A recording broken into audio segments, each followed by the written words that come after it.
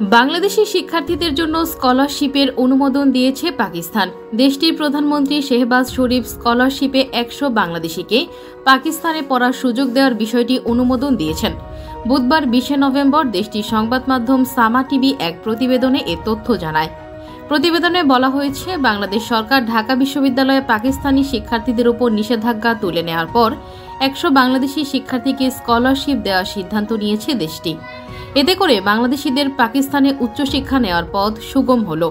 বাংলাদেশে নিযুক্ত Pakistani high commissioner এই বিষয়টি বাস্তবায়নে সবচেয়ে বেশি কাজ করছেন বলেও উল্লেখ করা হয় প্রতিবেদনে।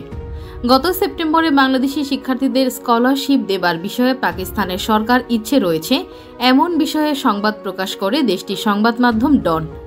জানা যায়, বাংলাদেশ ও পাকিস্তানের মধ্যে আগেও শিক্ষা বিষয়ক সহযোগিতামূলক সম্পর্ক ছিল, তবে এটি অনেকদিন বন্ধ ছিল।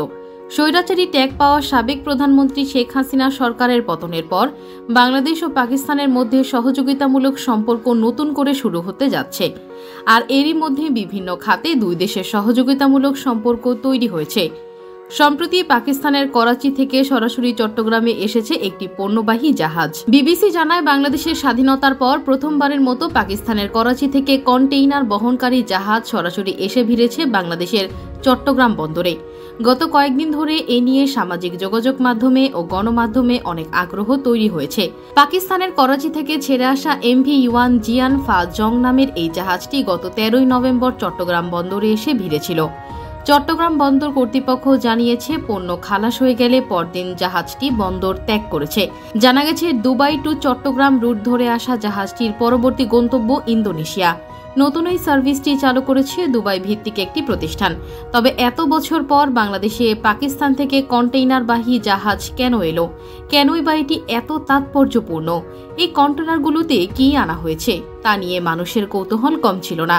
চট্টগ্রাম বন্দর কর্তৃপক্ষের সচিব মোহাম্মদ ওমর ফারুকের সাথে যোগাযোগ করা হলে তিনি বিবিসি বাংলাকে বলেন, আমাদের কাছে 370টি কন্টেইনার আসছে। সেগুলোর মাঝে কি আছে তা কাস্টমস বলতে পারবে।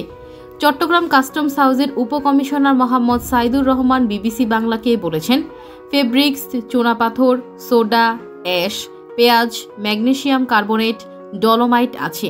এসব পণ্যের ওজন 6,337 টন। এর মধ্যে 115 কন্টেইনারে রয়েছে সোডা অ্যাশ। ডলোমাইট রয়েছে 46টি কন্টেইনারে।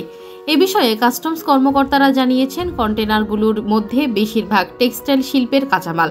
এর মধ্যে আরও আছে কাঁচ শিল্পের কাঁচামাল, গাড়ির যন্ত্রাংশ, রং, কাঁচামাল, কাপড়। 42টি কন্টেইনারে রয়েছে পেঁয়াজ, 14টি কন্টেইনারে রয়েছে আলু।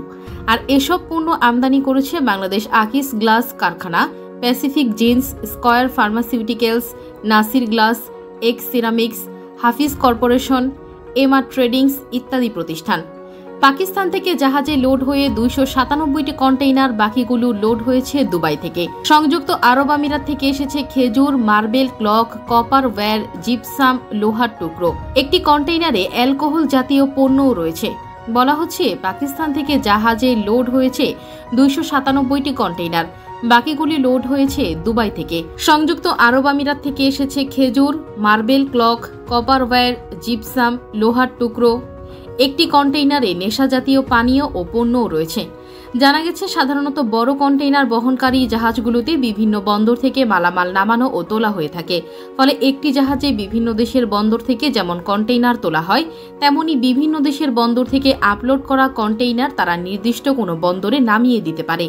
এই খাতের সংশ্লিষ্টরা বলছেন, সাধারণত একটি বড় কন্টেইনারবাহী জাহাজে অন্তত 700 থেকে 1000 কন্টেইনার বহন করে থাকে। ফলে কোনো দেশের সাথে আরেকটি দেশের বড় আকারের বাণিজ্য না হলে দুই দেশের মধ্যে সরাসরি জাহাজ চলাচল করে না।